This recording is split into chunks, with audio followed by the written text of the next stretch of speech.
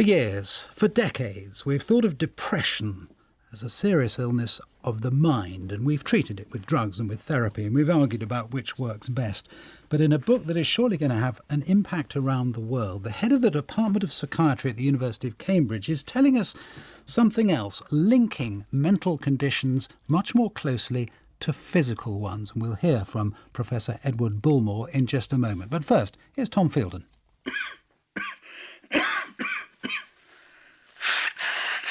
If, like me, you've recently recovered from a bout of the flu, you'll know that alongside the physical symptoms, the fever, blocked sinuses, headache, cough and sore throat, come some equally debilitating psychological symptoms, including lethargy, social withdrawal, and a somewhat morbid preoccupation with the sorry state of one's lot in life.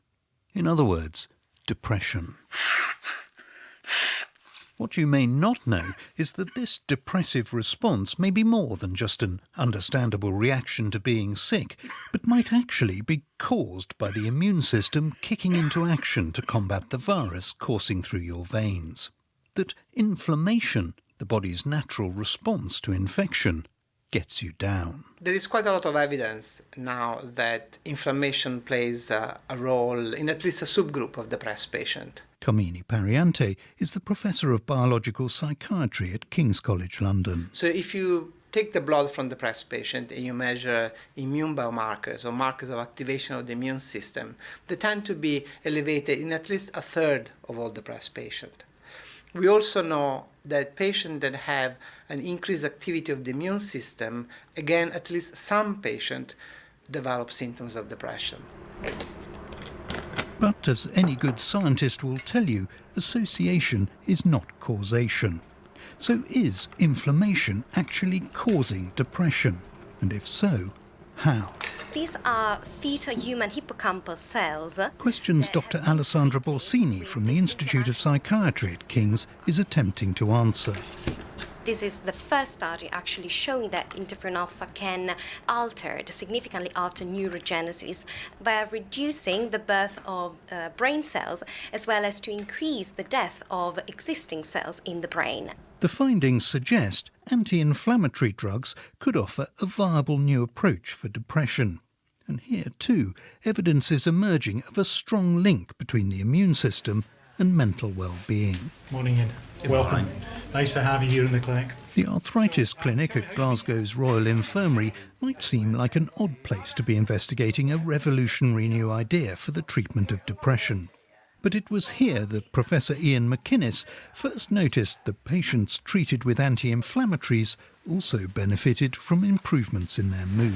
What we've observed is when we give these therapies targeting inflammatory proteins, we see a fairly rapid increase in sense of well-being, mood state improving quite remarkably. It's a really interesting theory. It's early days, but the realisation that the immune system might be intricately involved in mental health is helping to fuel something of a reappraisal of the traditional separation between mind and body. Professor Wendy Byrne is the president of the Royal College of Psychiatrists. I think it is time for a new way of looking at mental illness, and that's why I'm so interested in neuroscience, because I think once we understand the science that underlies mental illness, we'll have better treatments and the mind and the brain will come together, which will be good for patients. Well, that was Tom Fielden reporting, and Professor Edward Bulmore, who is author of The Inflamed Mind, is here in the studio. Morning to you. Good morning. How did you start on this track? Well, I think, I probably first began to think about inflammation and depression in the same way that Professor McInnes was just talking about. When I met a patient, I call her Mrs. P in the book, middle-aged woman with rheumatoid arthritis. That's obviously an inflammatory disorder of the body. I got talking to her and it was clear that she was depressed.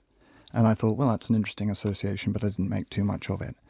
And then, over time in medical practice, psychiatric practice, you realise that physical illness very often goes with psychological symptoms like depression. I had a minor experience of this myself when I had root canal work on an infected tooth. And I found myself feeling not clinically depressed, but a bit blue for a day or so afterwards. And the obvious causation in that, or the obvious assumed causation, is you have something terrible wrong with you or something painful wrong with you, so you feel sad about it. Yeah. And that's wrong. Well, it's traditional. let's put it that way. And the traditional way of thinking about psychological symptoms, depression in association with physical illness is people say, well, you would be depressed, wouldn't you? It's kind of like a psychological reaction to the physical disorder. But I think the new way of thinking is that maybe the inflammation in the body associated with physical illness is directly having an effect on the brain, and that's changing mood and behaviour. So that your tooth, to take that as an example, the depression that you felt came not because you were upset about being in pain and what it said about you and longevity and all the rest and what happens when your teeth come out, but because of the inflammation that was having a physical effect on your brain. Is that right?